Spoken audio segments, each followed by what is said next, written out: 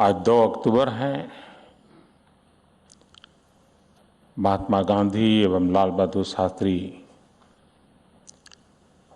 इन 2 महापुरुषों का पुण्य स्मरण। लेकिन जब आज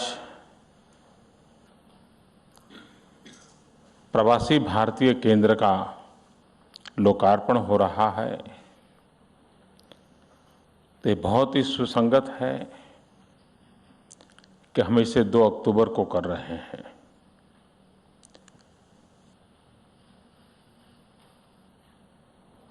महात्मा गांधी हिंदुस्तान छोड़ के चले गए थे, लेकिन ये देश की पुकार उन्हें वापस ले आई और विश्व में पहुंचे हुए किसी भी हिंदुस्तानी के लिए इस घटना से बड़ी कोई प्रेरणा नहीं हो सकती है।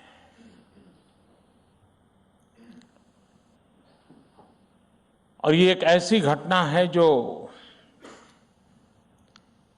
विश्व भर में फैले हुए भारतीय समुदाय को भारत के साथ जुड़ने का अर्थ क्या है, हमारा ये जुड़ाव सार्थ कैसे है, इसका एहसास कराता है।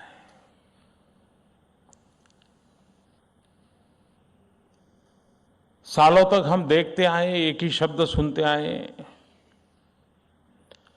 कि हमारे लोग पढ़ लिख करके तैयार होते हैं, विदेशों में चले जाते हैं और ब्रेन ड्रेन ये शब्द हम सुनते आए हैं। लेकिन विश्व भर में फैले हुए भारतीय समुदाय को सिर्फ संख्या के रूप में नहीं, अगर शक्ति के रूप में देखें तो ये ब्रेन ड्रेन की हमारी जो चिंता थी, इसको ब्रेन गेन में कन्वर्ट किया जा सकता है।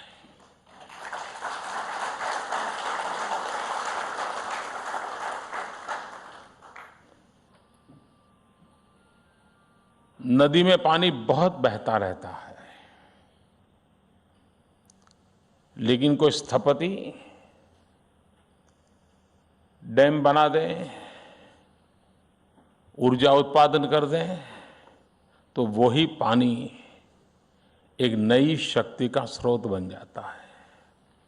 विश्व में फैले हुए भारतीय समुदाय में भी सामर्थ्य तो है, कोई ऐसे स्थपति की जरूरत है जो उस ऊर्जा को कन्वर्ट करके राष्ट्र में उजाला फैलाने के लिए काम ला सके।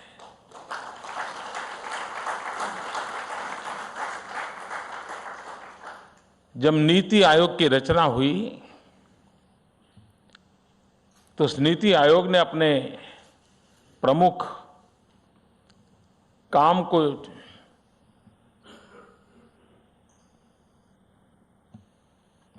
लिखा है, उसमें उसने एक स्थान पे, और शायद भारत के अनेक डॉक्यूमेंट में ये पहला डॉक्यूमेंट ऐसा होगा कि जिसमें प्रवासी भारतीयों के सामर्थ्य को स्वीकारा गया है और प्रवासी भारतीय को विश्व भर में करीब 2.25 करोड़ लोग या तो मूल भारतीय हैं या तो प्रवासी भारतीय हैं, और दुनिया के करीब 150 से ज्यादा देशों में, और कभी कभी तो हमारा मिशन पहुंचा हो न पहुंचा हो, कोई न कोई प्रवासी भारतीय जरूर पहुंचा है।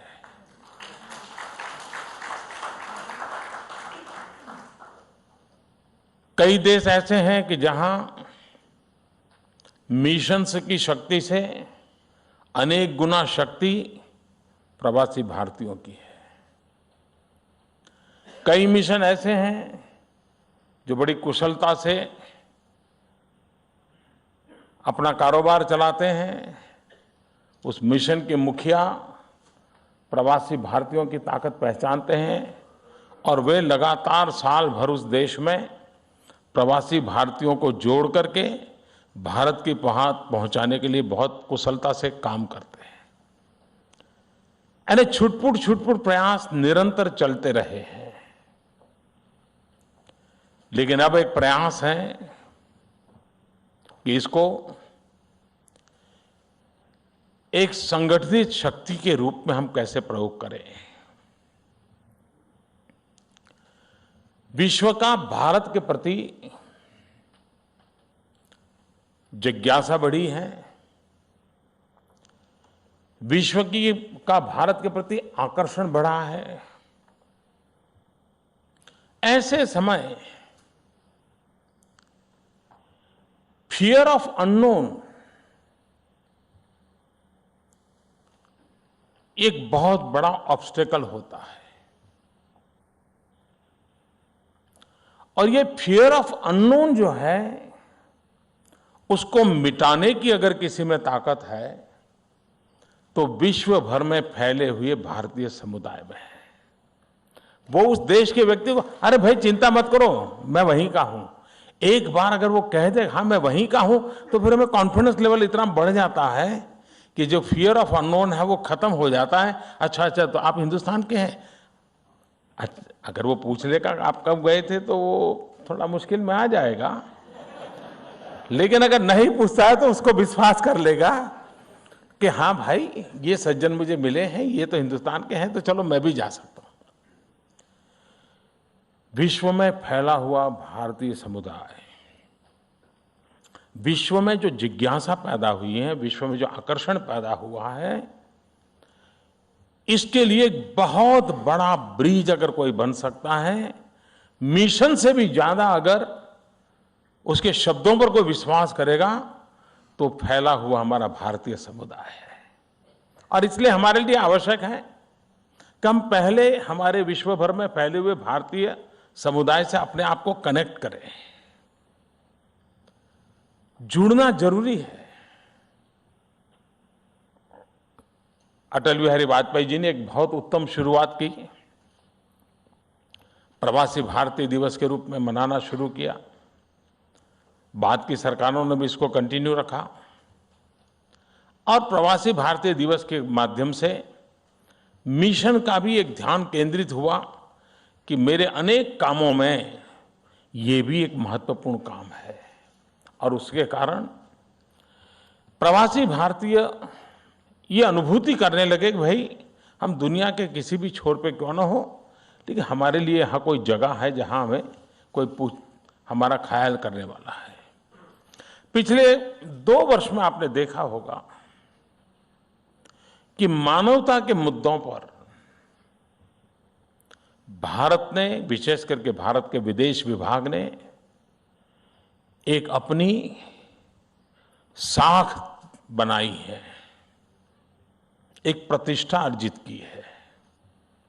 दुनिया के किसी देश में 20-25 देश के लोग फंसे होंगे, उसमें भारतीय समुदाय के लोग होंगे। दुनिया के बड़े देश सबसे पहले भारतीय एम्बेसी का संपर्क करते हैं कि भाई हमारे लोग वहां फंसे हैं, आपका देश तो जरूर कुछ करता होगा, हमारे लोगों को भी जरा बचा लेना।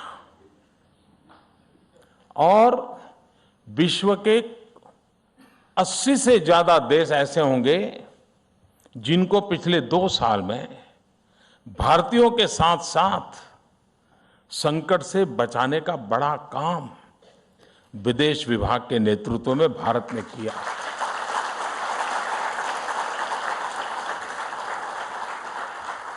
नेपाल में भूकंप आया,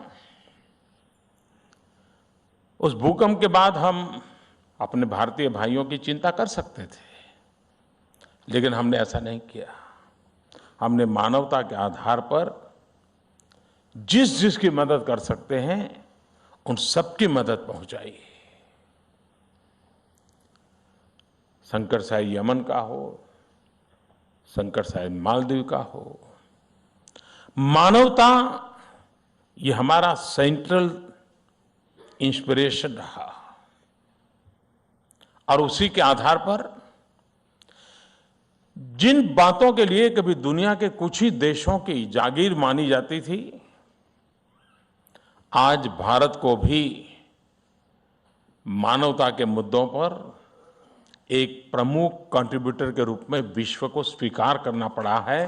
और वो हमारे शब्दों से नहीं, सिर्फ हमारे महान भव्य सांस्कृतिक विरासत से नहीं, सिर्फ हमारे भव्य इतिहास से नहीं, हमारी वर्तमान की घटनाओं से ये संभव हुआ है। वो तो था ही था, लेकिन घटनाओं ने, भारत सरकार के वर्तमान के व्यवहार के कारण ये बात लोगों के गले उतर गई।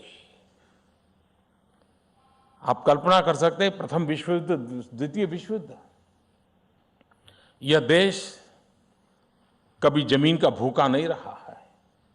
इस देश ने कभी भी दुनिया में कहीं आक्रमण नहीं किया है, लेकिन इसके बावजूद भी किसी और के लिए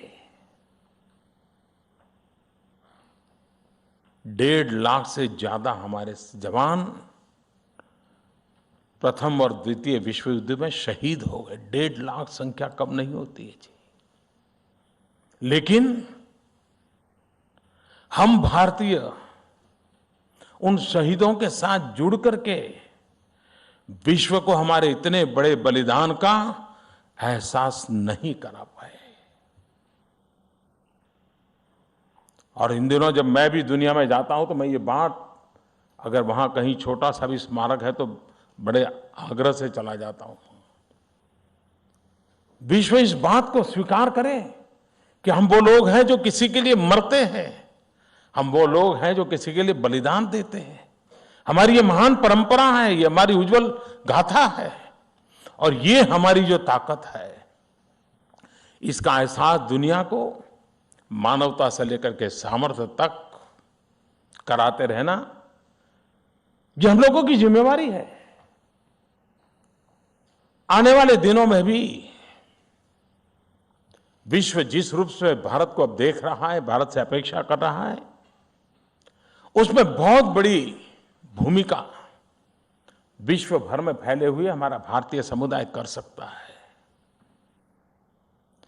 हमारा भारतीय समुदाय दुनिया के देशों में जाकर के राजनीति नहीं करता है, वो सत्ता हथियाने के खेल में नहीं जुड़ता है। वे वहां रह करके समाज की भलाई के लिए क्या काम हो सकता है, उसकी चिंता करता है। दुनिया के किसी भी देश में जाइए, अगर 100 साल से भारतीय समुदाय रह रहा है, या 50 साल से रह रहा है, या 20 साल से उनके पड़ोस में रह रहा है, कहीं से भी भारतीय समुदाय का वहां रहने से वहां के समुदाय को कभी भी कोई दिक्कत नहीं होती है। इतना आसानी से वो उसमें घुल मिल जाता है, अपने उसूलों को बनाए रखता है, लेकिन उन सबको अपनापन महसूस होता है। और यही तो हमारे संस्कारों का परिणाम है, हमारी सांस्कृतिक विरासत है, कि हमारा व्यक्ति कहीं जाकर के पानी रे पानी तेरा रंग कैसा, जैसे मिल जाते हैं वैसे ही हमारे लोग घुल मिल जाते हैं। और उसको वो उस अपनेपन के कारण हमारी एक ताकत बन जाती है। ये भारतीय समुदाय की विशेषता है। हिंदुस्तान के पास टूरिज्म के डेवलपमेंट के लिए बहुत संभावनाएं हैं। विश्व में सबसे तेज गति से ग्रो करने वाला व्यवसाय है tourism. Trillions of trillion dollar का कारोबार है। अब दुनिया के कुछ देशों में जाइए, आपको एंटरटेनमेंट के लिए बहुत कुछ मिलेगा, लेकिन मानव इतिहास की महान विरासतें देखनी है तो हिंदुस्तान जैसे ही कुछ देश हैं जहां लोगों को आकर्षण हो सकता है। हम उसको कितनी बढ़िया होटल देंगे कि हम उसको कितना बढ़िया हमारा आर्किटेक्चर दिखाएंगे। विश्व के सामने अगर हम भारत के पास विश्व को परोसने के लिए टूरिज्म की दृष्टि से जो विरासत है, दुनिया के कई देशों में जाइए, पूछिए भाई कोई पुरानी चीज़, तो कोई 200 साल पुरानी बताएगा, कोई 400 साल पुरानी बताएगा। हमारे यहाँ कोई आएगा तो हम 5000 साल से शुरू करेंगे।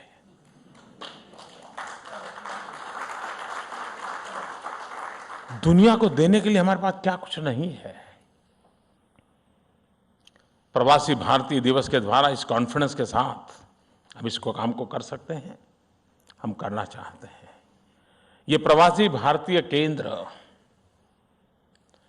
जो 100 साल पहले हिंदुस्तान के बाहर गया है, उसको इतना पता है कि भाई मेरा रंग, मेरा ब्लड इस देश से जुड़ा हुआ है, लेकिन यहाँ आने के बाद उसको पूछने वाला कोई नहीं, तुम कौन हो, न घर का पता है, न गांव का पता है, कुछ नहीं। ये उसको लगेगा हाँ चलो मुझे एक घर मिल गया, मैं जाकर के मेरा बिस्तर लेकर रख करके पूछताछ कर करके अपनी जगह बना पाऊंगा। ये 3.25 करोड़ विश्व में फैले हुए लोगों का एक ऐसा केंद्र बना है कि वो जो निकल पड़े, सिर्फ वेबसाइट पे देखा होगा, वो आकर के इसे यहाँ कोई तो मिल जाएगा, अपनेपन से बात करेगा, आइए भैया, अच्छा मूल बिहार के थे, जाना है, ठीक है, देखिए ऐसे ऐसे जाया जाता है। अच्छा आपका ये गांव था, देखिए कोशिश करते हैं अगर मिल जाता है कोई आपका रिश्तेदार तो।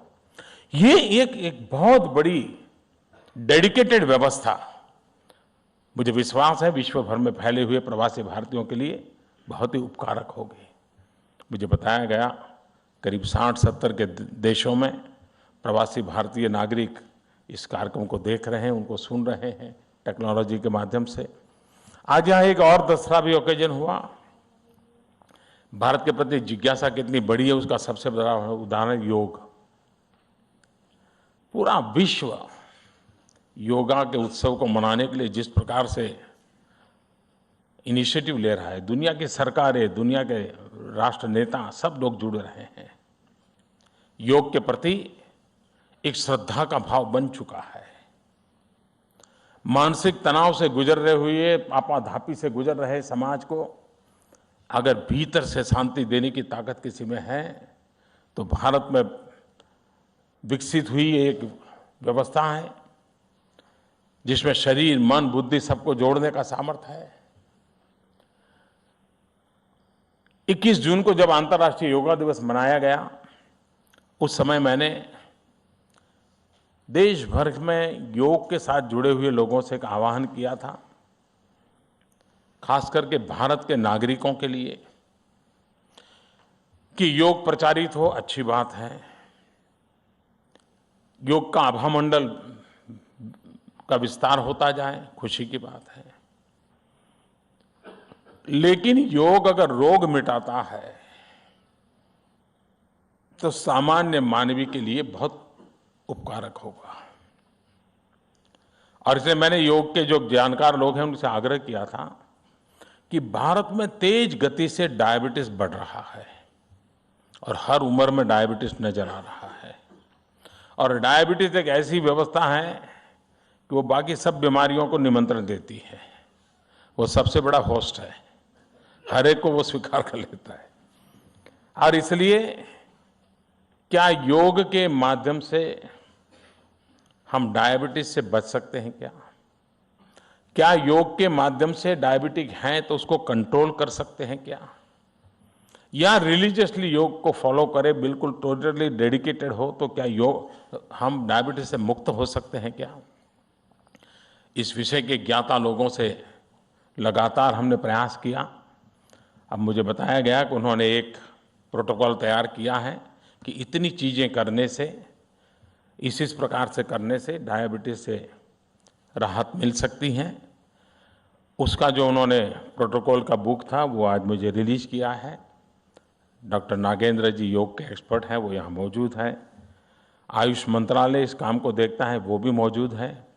और ये भी बहुत ही योग्य है कि स्वयं महात्मा गांधी प्राकृतिक पद्धति से ही स्वास्थ्य की चिंता करने के पक्षकार रहते थे, नेचुरोपैथी पर उनकी बड़ी श्रद्धा थी। आज उसी 2 अक्टूबर को जबकि हम अंतर्राष्ट्रीय भारतीय समुदाय के केंद्र का प्रारंभ कर रहे हैं, और यही तो है जो विश्व में योग फैला है, तो एक सुसंगत है कि आज इसी समारोह के साथ साथ इस एक बुकलेट को भी लॉन्च किया जाए। वो प्रोटोकॉल है जो आने वाले दिनों में काम आएगा। आज एक विषय, पिछले बार जब प्रवासी भारतीय दिवस हुआ था तो एक विषय मैंने रखा था और मैं विदेश मंत्रालय का हृदय से अभिनंदन करता हूं। वरना सरकार में एक विचार आता है, विचार आने के बाद मीटिंग होती है, मीटिंग होने के बाद नए विचार आते हैं, फिर एक मीटिंग होती है जिसमें पुराना विचार खोजना पड़ता है कि मूल विचार क्या था। उसके बाद फिर मीटिंग होती है, फिर चर्चा होती है, फिर वो फाइनेंस में जाकर के अटकता है। सरकार ऐसे चलती है, सब जानते हैं। लेकिन विदेश विभाग ने 9 महीने के भीतर भीतर इतने बड़े काम को अंजाम दिया, और वो था क्विज कंपटीशन। विश्व भर के समुदाय को भारत को जानने के लिए, खास करके युवा पीढ़ी हमारा देश क्या था, कैसा था, क्या विशेषताएं थी। और आज टेक्नोलॉजी के कारण बहुत सरल है। ऑनलाइन क्विज कंपटीशन में भारत की जानकारी देने वाले हजारों सवाल जवाब मौजूद है, और दुनिया के कई देशों ने, वहां के नौजवानों ने ऑनलाइन आकर के कंपटीशन में हिस्सा लिया, और कल्पना बाहर का अच्छा परिणाम दिखाया उन्होंने। कभी कभी हिंदुस्तान के बच्चे को भी बारीकी से पूछोगे आप ताजमहल के विषय में तो शायद नहीं बता पाएगा। ये बाहर रहने वाले बच्चों ने खोज करके तैयार किया, और वो बता पा रहे हैं। एक ऐसा आंदोलन शुरू हुआ है ऑनलाइन, जो आने वाले दिनों में विश्व भर में फैले हुए भारतीयों को भारत की हर जानकारियों को वो पाएगा। ये जानकारियां सिर्फ ज्ञानवर्धन नहीं है, सिर्फ उसकी भारत के प्रति लगाव बढ़ाएगा ऐसा नहीं। वो जानकारियां हैं, जब वो जिस स्कूल में जाता होगा, कॉलेज में जाता होगा, अपने दोस्तों के साथ बैठता होगा, उसको शेयर करेगा। अब मालूम है हिंदुस्तान में ऐसा है, मालूम है हिंदुस्तान में मैंने ऐसा पढ़ा है, आपको मालूम है हिंदुस्तान में ऐसी घटना घटी थी। तो उसके साथियों को भी ये टूरिज्म का बी बो देगा।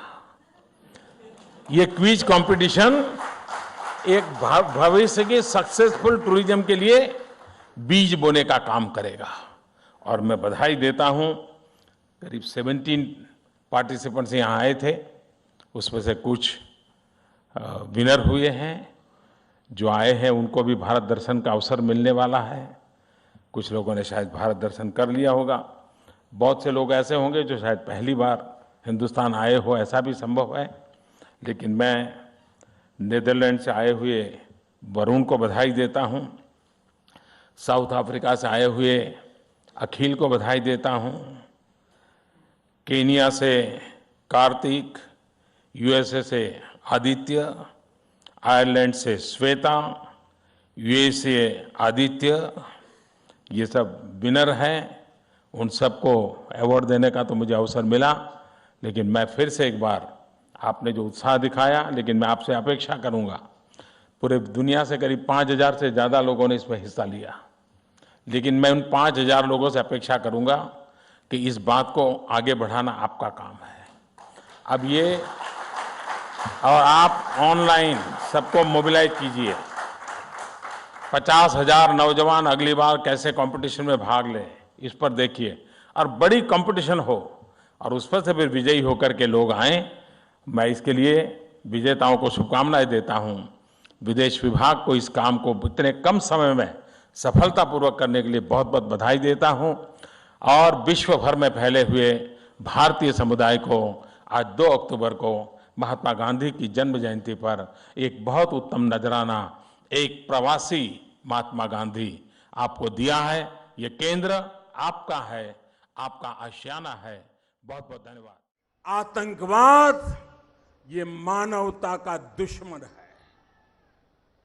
पूरे विश्व की मानव जात को मानवतावादियों ने एक होकर के आतंकवाद को परास्त करना ही होगा।